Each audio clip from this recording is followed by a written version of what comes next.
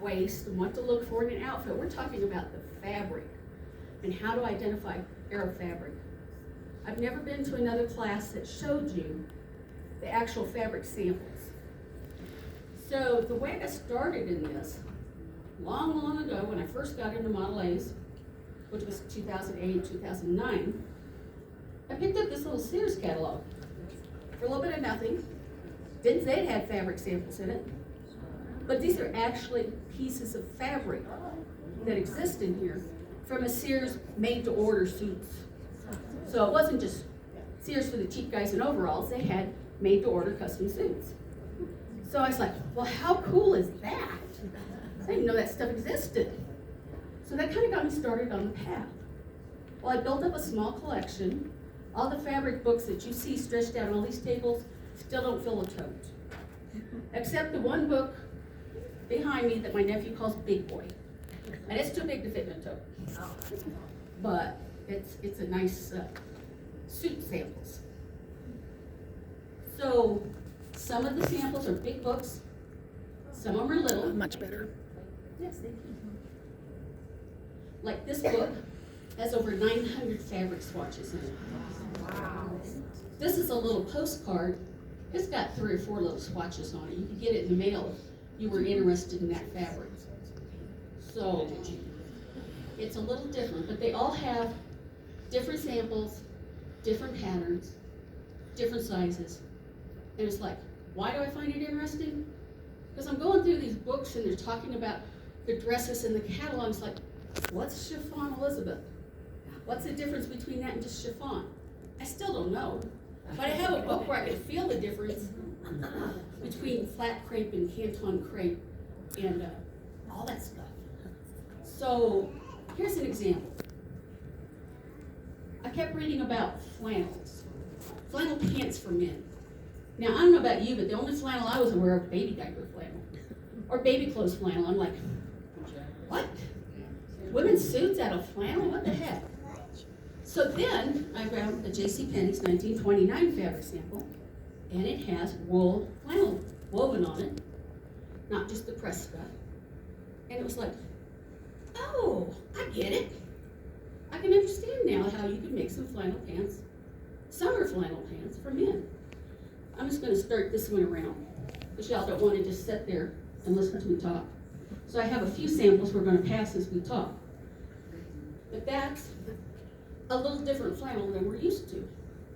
So that helped me make sense out of what I was reading out of our catalogs. Here's a little bit closer up until you get it. And you can see there's a texture, and it's a woven flannel, but not as fuzzy and soft as our baby flannel. So, now I'm going to try and pick across a few stereotypes. Most of you, when you think about the 20s and 30s, think about the Depression, think about it being drab and dreary and dark. Most of the movies they make about it show you drab and dreary and dark. But if you've ever looked through a catalog, you know that they're bright and cheerful. And while the black dresses go, and here I am wearing a black and white dress, but that's my favorite. There were lots of colors out there too. You do not have to make your era outfit be black or brown. It can be peach. It can be bright orange. Be blues. Lots of sparkle and glitter. You'll be amazed at some of these fabrics today. They were vivid. They were just amazing. They were shiny, bright. So when we're done, you're going to get to go through and handle this. So everybody's been amazed at the clothes. Most of the clothing out here is what I call wounded birds, because it's too fragile to wear. It's got stains, it's got holes, the silk is shattering, there's a lot of fusible interfacing holding things together. A lot of these can never be worn again. An exception is the man's linen suit. That stuff is like cast iron, but it's still got stains on it. It's been through a lot of soakings to get it where it's at. But they're great for education like this. So that's what they're here for.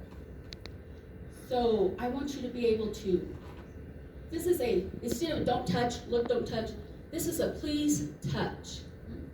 When we're done talking, and you'll be tired of me talking soon enough, you are allowed to handle the fabric, pick it up, rub it between your fingers, lift the hems, Check out the seams if you want to. Feel how the drape of the fabric goes. Just be gentle. Don't have any hand sanitizer in your hands because the alcohol can bleach the old dyes. But other than that, this is a class where you are welcome and encouraged to pick things up and handle them. You're not going to get that in a lot of places, but since these clothes are already damaged, what can you do? So, with that said, we're going to dive into, I don't have a filter. Hopefully that'll go away and we'll just ignore it. So, we're going to start with how do we know what those outfits actually look like? How do we know what the fabrics look like and the clothes? Well, it's because we have catalogs, we have books, we have a lot of resources that the Model A clubs put out. Mark and Mofka, if you guys are interested in fashions at all, have wonderful, wonderful books. They don't cover the fabrics, they just tell you to use a flat crepe or a cotton. When you start looking at these books, you realize how inadequate that is. But still, this is a start. This is wonderful information that we could all use. Lots of details. I found out a lot about it by reading the ladies' magazines. They have a lot of patterns and they talk about the newest styles, but everything is black and white. So the specialty magazines would even include patterns. We can go look at some of these today and use those to make our dresses, if you're handier than I am. If you're lucky or obsessed like I am, you can track down those original catalogs to look at some of these outfits. But anybody that doesn't want to go out or doesn't have the room, or they're getting a little pricey. Some of the ones I bought when I first started are like 3 times the price now when you can find them. But anybody that has a public library can go and get onto Ancestry.com, and all of the Sears major catalogs, not the little tiny ones, have been digitized and put on Ancestry.com. It's a paid subscription if you're from home. Most public libraries have access to it for free. You can look up all the Sears catalogs from our era, and everything you want to know is there. So I use them a lot when I want to download something. Even if I have the catalogs, it's nice to have it right on the computer. So just so you know. There's a few more. They're not all black and white, nice and bright colors, and you can look at those. And if you get up and you look at the details, some of those are cotton, some of them are silk, but lots of colors, so please don't just stay with the drab colors. The patterns of the day gave you lots of, a little more color. They're artist illustrations, so we still can't see how real people look wearing the clothes, but they do have nice suggestions for the fabric to use, and we'll get into that in a little bit. But that was a good way to look at the colors. We didn't see so many black and white and brown ones in that either. Now, just a note, Mark still has their patterns for sale online. You can get a reprint of the original patterns. Mofka sold theirs off to a private collector who is in the process of digitizing them and putting them online so they'll be available as with modern sizes, and you'll be able to download some of them or order a paper pattern already printed but with multiple modern sizes on. So if any of you want to sew, it's a good idea to kind of watch those. And I can't remember the name of it. Linda, you remember the name of Melanie's company? I'll look it up. Revival something. I'll look it up if anybody's a sewer, let me know. But, so we're making it easier to get the model patterns. But if you're going to make them, you can't just walk into Joann's and say, I'll take a yard or two of that quilting fabric. Now I have used it, and it works, but it's awful heavy, and it wrinkles. It would really be nice if we could find some of these. I found an online source for the silk cotton blend, but at $54 a yard, I am not that good a sewer. But it's there if you look, if you can get there. So some of the ones, I think there's a lady in Denver that has a wonderful shop that has some beautiful, yep, I thought it was you. Okay. She's got an amazing shop. I haven't been there yet, but I've seen some. She's got cards. She's got printed silks, an amazing fabric that would work well for our stuff. She walked up and she said, oh, you're the fabric lady. She says, I'm the fabric lady. I said, you're the real fabric lady. The old fabric. You're the real fabric lady. Just so you know, that's another resource here in this area. So if you go to a museum, they have some amazing collections, but you can only get so far because they don't want your breath to ruin the fabric or the dye. And you really can't turn it up, check out the seams, or feel the weight of the fabric. And they can't leave them out very long because even mine live in a box. Because silk shatters from the chemicals they used in the dyes. And if you leave it hanging, it will pull itself apart over time. So they have to be put up for short times and put away again. You can't just put them in a museum and leave them hanging for years. They'll self-destruct. Cottons are stronger, but you're just not going to see much of it that way. This peach-colored dress over here was from my local museum in our tiny town. It was in a handkerchief box. It's that flat when it's folded up. They didn't even know they had it. It was under a bunch of hats they were getting ready to throw out that I stopped that nonsense right there. But if you look at it with the lights out, you can see how sheer that is. There's a slit in a dress. And you can still see the body, through the body underneath the mannequin. Now, I'm not sure what you wear with that. But I was listening to an interview one time about, they were opening up a flappers display in a museum. And they were interviewing a little lady that had donated a lot of the clothes. One of them was similar to this. It was a very sheer outfit. And the interviewer, the reporter said, "Mrs. Jones, that's really a sheer dress. What did you wear under that when you were a flapper?" "Oh, why, nothing at all." I understand you turned quite red and you terminated the interview. Sherry, Yes. I have a name. Is Revival Design. Okay, Revival Design is where the new patterns, and there's just a few of them yet from the collection. It's an ongoing process to get them digitized. But that's a wonderful place if you want a little more improved patterns that are still accurate to our era. She's got a website. Okay, yeah, check afterwards and they can give you the web page. So it's a great source. A lot of you probably don't sew. Some of you want to sew like me and never gonna find the time. But so let's pass on this museum. If you have the time and the money, you can buy original ones to see how they were sewn, to see what the fabric's like. But there are a lot of times they're small, so don't think you're going to wear them unless you're skinny, like some of our friends like Tammy and Carrie. Now, I'm going to stop this for just a second and get on the soapbox. Everybody says, "Oh, they were so much tinier than we were back then." If you look at pictures of real people back then, they weren't any tinier. But here's the difference. The tiny clothes couldn't be passed down to your little sister and your cousin because they wouldn't fit them because you were so tiny. The clothes that were my size or a normal person's size got hand-me-down, worn around, passed around, re-sewn until they were nothing but rags. You'll find pieces of those in the quilts of the era. But it's not because people were so much tinier. It's just that they wore out the ones that were normal size. So it's just so you know, we don't have to feel bad about our curves. I have to feel bad about my curves, but not your curves. Anyhow, if you have original garments like this, I have acid-free boxes to keep them in. They live in my basement.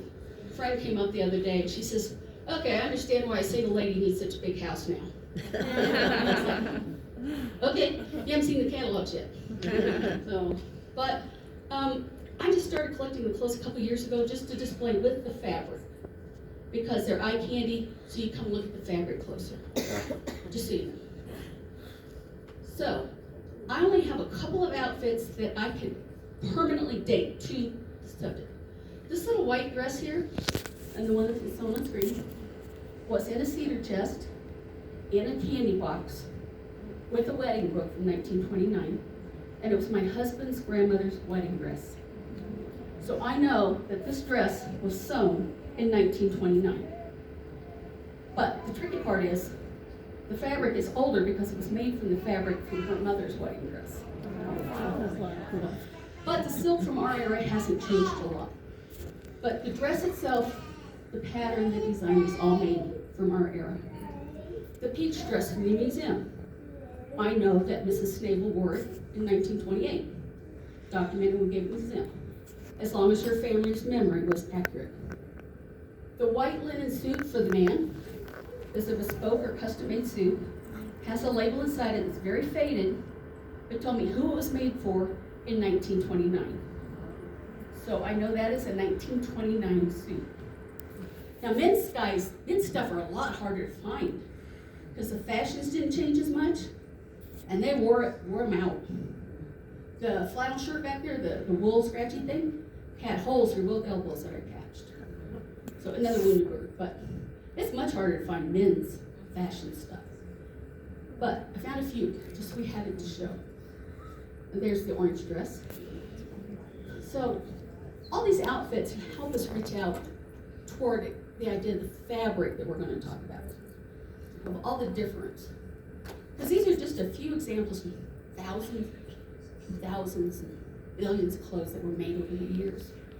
Let's watch this little show. This tells us more than looking at catalogs, because you get to see how the fabric moves and how it actually fits as they walk around. I don't think they gave me any sound. Your sound over here. Can you turn that up at all, Jim? It's not real important. But she says the guys are lucky to be there because they get to pay for these outfits. They'll show us there. But most of it is just music, so don't worry about the sound. But look at the dresses. You can tell those are probably a wool from the heaviness and the drapes. Maybe some satin shirts. Looks like a jersey to me. This could be a jersey knit wool, a jersey knit cotton, wool cotton blend. Could have a little rayon in it. But we get to see the movement. And sometimes they don't look exactly like the models in the fashion pages where they photoshopped them with the designer. Even back then it wasn't photoshopped, but the illustrators made them look perfect. I apologize for the blinking, but this was one that was restored by one of the universities, and this is the best they could get it. But I love the hats. Look at the hemlines. But mostly the fabric, the collar, the shawl collar, but it has to be some kind of soft knit to do that. I tried cutting this down just a little bit, but it was so disjointed I couldn't do it. I don't see any wearing gloves. I love the Art Deco background before Art Deco was called Art Deco. I want that lady, our MC's necklace. Did you see that beautiful sparkle necklace? Now we've got some satins and sequins and maybe some shiny jacquards. If you come up here, there's fabric and metallic threads in it that they could use. The ruffles, the pleats, the stiffness of the fabric. There's a little bit of tulle sticking out with some under fabric. And this is from 1928. So that explains the waistlines. But some of them are closer to the natural waistline. There's the Spanish influence that was found back then. But Spanish, we have Russian, you have some Oriental, Asian influence, Egyptian, all can be found in that era. And the fabrics show it too, the prints and the designs. There's a fabric flower on her shoulder, probably made out of self-made fabric from the dress. The little brown dress in the back corner has a self-fabric rose that's made out of the fabric of the dress that goes right along with that style.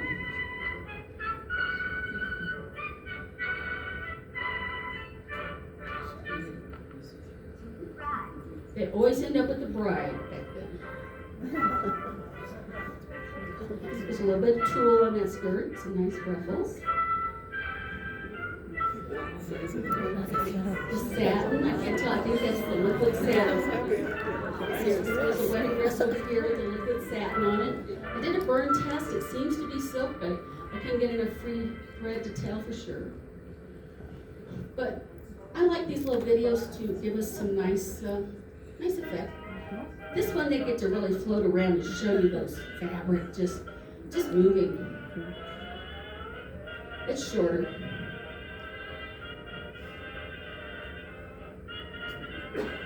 So I like how they're spinning around. You get to go by lunch at Macy's and spin your dresses. That one is made out of really heavy satin. I would have thought I had made the dress right if I'd made it like that. It didn't look like it, but obviously that's how the designer wanted it to fit. Like the real thin chiffon. So I love those. Now not all of them are as polished. This is a short one that was Looks like the neighborhood ladies got together and put this one together. And it gives you a little better look. Maybe there's some beach pajamas. That's about how I look at them. So, not quite as polished ladies, but yeah, these are not models. But they're up there being good sports. Again, we still get to see how the fabric looks. So I thought that was kind of fun. And just so we don't leave it for just us, the men, let me get this restarted here. These are men that were obviously tucked into doing something that they were not real happy doing. He's describing his outfit, but he's not happy doing it. I'm sorry we don't have good sound going on this, but I forgot to ask the sound guy. He's telling us all about his riding outfit. And he keeps repeating himself, and he's just kind of like, can I get off of the stage yet, please? So, and then I would have thought that this was Model A era with those hats. This is just kind of a little side trip here. Look at how they got them brims flipped up and flipped down. These are their new colors for their golfing club. That's what they're saying. He said, well, show me that new suit with that vent in the back. Look at the plaids and the stripes on those jackets. And the ties are striped. So, this guy is staring daggers at his wife. The butler's doing the talking. This guy's just going, I'll kill her when I get home. Can I down? And they just stand there and look at each other going, are we done yet? So, they're just like, I can't take this anymore. Please.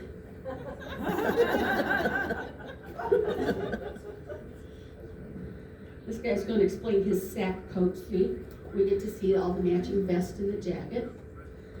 And when he gets to the ends, he's just like, I'm done with this.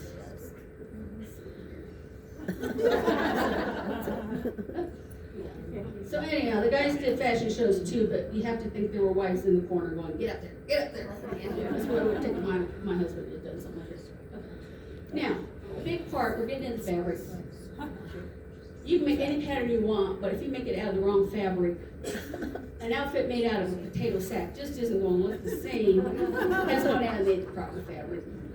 We've probably all seen that famous picture of Marilyn Monroe, who said, oh, she's not that pretty, it's just the clothes she wears. So she did a photo shoot in a potato sack. Trust me, she looked good. Most of it can't pull that off. So for us, it helps when we know what fabric we should use to sew with. So that's kind of the point on this one. So how did they find their fabric back then? Can you believe they bought it out of Sears, Roebuck's, a lot of Audible catalogs, black and white pages? It's odd to us today, but they just kind of had to look at it, take a leap of faith, and hope that was the red they wanted. They had no choice. A few of the pages had colors, just a few. Even then, how accurate was the print? And I don't know about you, but those little prints are tiny, and I can't get a scale of what they look like. Are they big? Are they little? So that makes it tough. Every once in a while, some of the catalogs from the day would have some bigger one-page catalogs. I love, love, love this border print on your left. It's just beautiful. If I could find some of that, I would. But I did leave a little border on this dress. Okay. It's accurate enough. It's got a geometric look. It looks good. So that helped a little bit. They probably sold a lot of those fabrics. But our best resources are these swatches, these books. So back in the day, you'd go to your local department store or general store, and you'd say, I need some fabric. They'd pop out these books. Say, here you go, what do you want? And you would pull out the pages. Like this is before JCPenney's they weren't a mail order yet. You went into the counter, they popped out these little books and said, here you go. What are you looking for? Here's our wools, here's our cottons. This is a wool Georgette. When you say Georgette, we think of something that's shiny and see-through. Well, this is wool Georgette. Something new to me. But these books that we've gathered have so many.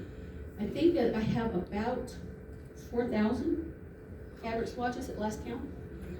Some of them are thumbnail size. Some of them are. Some of them are larger. Some of them have a nice piece of fabric. You can tell what they are. Get a little better fill. Sorry, I had these in order. Had is the key word there. There's a nice piece of, so they could feel them and see the size, hold them up against them and check out the color. It's kind of like going to the paint store and pick out the swatches. You get some big ones, you get some little ones. Then they would order them and then wait. So you couldn't think, oh, I need a dress for tomorrow. Let me run to the store and find some fabric and we'll go get it. Didn't work that way. I'd have been out of luck.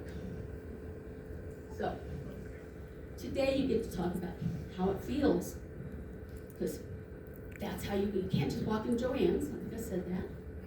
But this helps you if you do walk into Joann's or you find a nice fabric shop. And you go, does that feel like the old cotton I wanted? Or does that just plain quilted cotton? You can get away with quilted cotton. There's some wonderful prints. But if you can find some thin, like some cotton lawn, some cotton batiste, you'll know how. One of the biggest questions I get is they'll find a fabric like and say, where can I buy that one? Where can I buy that print? That's not what we're here for. Here is to open your eyes so you can see how many thousands of prints there were. And you educate your eye to accept more than, okay, Modelé era cotton dress must be calico. You'll know you can have bigger, brighter, fancier colors. And that's kind of what we're doing today. So when they talk about fabric, they talk about the hand of the fabric, and we showed that. You would take these big pieces, and they called it that. This is actually some yardage from 1929. Still got the little label on it, says it's 1929. This one is fake linen. It says linen with an E on the end of it, which means it's probably cotton. They don't tell you that. But you would open up the fabric, you would put your hand under it, and you would feel how it drapes, you would feel the weight of it. So the hand of it is running it over your hand. That's just exactly what it means. So some of these are too small to do that. This one I'm only open, feel free to do that with it. Get the feel of it. Hey, got it. We had lots of natural fibers back then. You'll see lots of cottons, wool, silk, linen. The only synthetics out there at that time were rayon and acetate. The Celandase is just a brand name for acetate. A lot of acetate did not survive. Fragile, tending to melt, it got hot. A lot more of the rayon survived. The dress over here in the middle of the rack with the lace collar is rayon. The little pink slip over here is rayon lingerie. We use a lot of rayon for lingerie. And I don't know, but I think the velvet dress back there is a rayon silk mix. But when they blend them, it's really hard to tell. That's my best guess. So most of these are silk, cotton, wool. Nothing wrong with that. So we're going to talk about each fabric for just a second. Cotton's one of the most widely used one. And again, we think quilting cotton. I lost track of how many different cottons there are. I have two books that have cotton percale only. 1,600 samples of different colors of cotton percale. Not all the other textures, but just of all. These are all cotton percale. And not just calico. To me, I really love the geometric ones. I wouldn't have thought of those if I made a dress out of those. Would you have thought that was Modelé era? If you went into a judging, you might have to bring something to document that. So I can imagine a house dress or an apron, or even a day dress. Go out to tea with one of those. It'd be quite snazzy. So dark to light, bright to soft. The ones on the far right, I think of those the Easter colors. But everything, solids, prints, little fine dyes. Cotton was so versatile. So that first page on the left there is actually all cotton. So I'm gonna pass that around as soon as I find it. Too many up here. Did you say it's all cotton? Both pages that you're looking at there are cottons. The lace, the blue purple on the bottom, that's cotton. Shannon, you wanna pass these around? The brown up at the top looks like it's a tweed. It's a flat cotton print. The purple on the bottom is actually woven with the texture of a wool tweed. And then the other page is that. So cotton was kind of like the great imitator. Spread it out or? Yeah. Just pass. Just pass them back and forth, and when you're tired of them, put them down. The cotton lace, because they didn't have the nylon we get now. They started making a little bit of rayon lace, rayon ribbons. A lot of the lace back then was cotton. As far as I can tell, this is cotton lace on the wedding dress.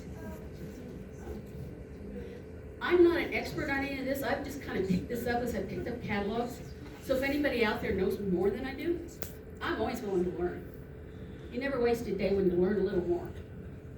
So, but I'm amazed at the looks cotton has. Silk is actually astonishing. Before I started finding these, my stereotypical idea of silk was like that pink dress. Silk crepe de chine or silk chiffon, solid color, kind of see-through. Well, when you run across the Cheney Brothers book back there, they've got fabric that is yarn dyed and then woven into textured silk fabric. That actually knocked my socks off. Take some time to go through that book. Look at this one. They dyed the yarn, wove those colors, and I'd wear a dress made out of that any day. And I don't even like green. But I would wear that one. It's got a silk warp, silk and worsted with a little bit of wool, yarn dyed. And the book has some wonderful things that I don't have it up here. But on one page, they show you outfits you can make with that fabric, that pattern. They have the standard bright colors and the printed silks. And that blue one's another favorite. And that's a real soft, floating, caftan style silk.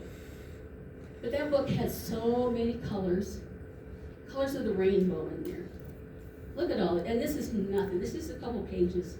Aren't those beautiful? Definitely, there's a little bit of black over there, a little bit of brown. This is my favorite out of the book, velvet. Rayon pile silk back.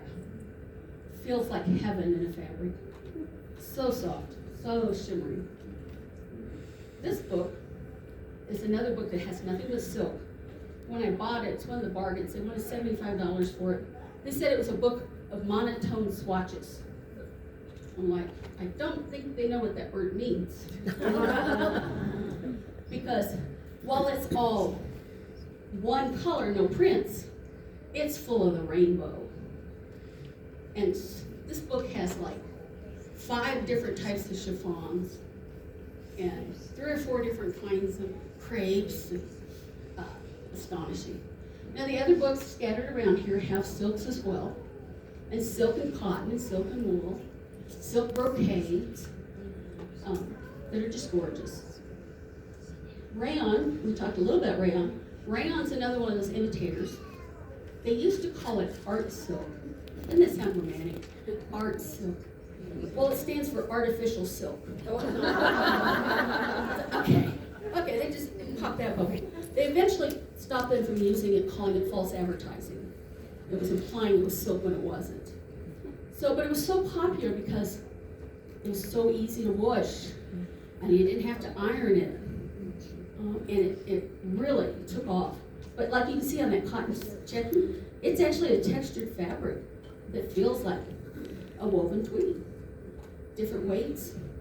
So it's another one of those that was used a lot when it became available, not just for dress outfits. Linen, we talked about that being boiler hard, but they used it for a lot of dresses, a lot of outfits. I would not have ironed back then. That suit's been ironed. You can see how wrinkled it was. I steamed it before we brought it over, still full of wrinkles. But it wore like iron. It has a very unique feel to it. You have to handle that if you handle nothing else. So, mystery fabrics. I have a couple of books, and they talk about wool warp crepe, handkerchief, linen flax, brocade fancy, corduroy velvet, silk finish. Doesn't tell you what it is. But when they say stylish materials of splendid quality or firm, sturdy weave, it ain't what it seems to be. They never do tell you what it's made of. You just kind of have to guess. But it's great. So now let's talk just a little bit about fabric choices. Yeah, you're probably tired of hearing me talk. On the back of the dresses, they would tell you what fabric to use. Like this one, beautiful dress. It says, I'm thinking it'll look good in chiffon. But they tell you, you can use chiffon, cotton prints, georgette, lace, rayon, chiffon and lace, satin lace, flat crepe, silk prints. And every one is going to make something look different. Like here's some nice crepes, a little bit of different. Even those two crepes are different. Here's some chiffons. Here's some nice cotton prints. They call it a feathered silk print, but I think it's cotton. Here's some georgette. Here's some rayon. Now this is what I was talking about. The one on the left, that's what we think of as georgette. But the one on the left, on the right, is a wool georgette. It's more like a wool suiting. So you never know what they say when they want georgette back then. These are some wool tweeds. Any one of those could be used with that dress pattern and make a totally different looking outfit. It would hang different, it would wear different, it would make it unique. Here's another pattern. This one makes me think cotton. I don't know about you, but I think cotton. But it doesn't say. But if we go to the similar pattern, they talk about cotton, but they also say silk, crepe, taffeta, brocade, wool flannel, wool twill, voile, cotton broadcloth, all kinds of different stuff. Half the stuff they talk about, I don't know what they're talking about. If they've got ratine, and I don't know what that is. Here's another assortment of some patterns, just so I can tell you they're not all little tiny calico. Look at them, big polka dots. It's almost life size. The screen's got it different, but they actually are the same color, pink. Obviously didn't scan well.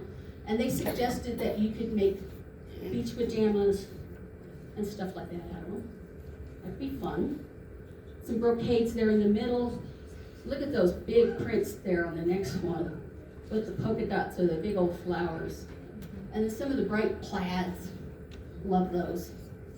So when you know what you're looking for, this book has suggested uses so you know what to use these fabrics for.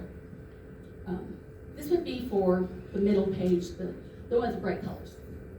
Coats, ensembles, suits, capes, wraps, dresses, skirts, blouses, children's dresses and coats, small boys' suits, jackets, tennis, golf frocks, knicker suits.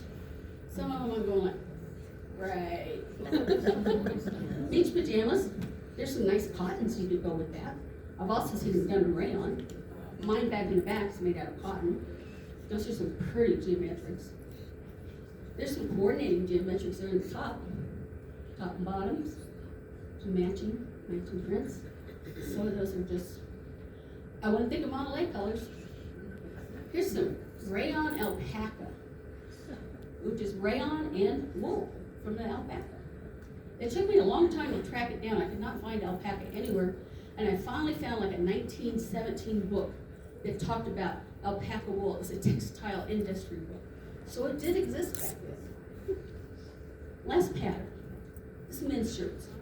I know what you're thinking. Men's shirts, white cotton broadcloth, right? Well, look on the other side. We got some stripes and we got some colors and a short sleeve shirt. We've all been told that didn't happen in modern days, but it was pretty rare. You had to be a rebel to wear it. But I've actually found a couple of ads for polo shirts back then as well. Let's get back on. But men's shirts were much more than just white. So this is the pattern, and they say that you could use mattress, broadcloth, percale, silk broadcloth, crepe de chine, hongi, and China silk.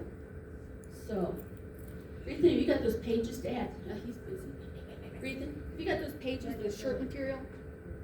Or have I got it? I think you got it. Well, come look for them. I have some. I didn't pull that book apart. Here we go. Here, pass these up. These are all, this is another one of those books, a little wounded, a little dirty, a little grubby. There's so many different fabrics in there to make your shirts out of. Yes? Could you define Georgette? puzzle that. I can't because I'm not doing it too. mostly you think of Georgette as being a thin, fine, sheer fabric. But then I found the wool Georgette is much heavier. So, but Sandy, what's the modern definition of Georgette? It's usually a crepeier texture. The thread has got some crepe to it, so it's about twice the thickness of chiffon. Okay, and that's what we think of as Georgette. But when you're looking through a book and the dress looks like a wool suit, well, it might be J.C. Penney's wool Georgette, which is why these booklets are so fascinating to me, because it teaches us things we've never known. If you look at the catalogs, they like a lot of color in their men's suits. Look at purples and blues and stripes and plaids and reds.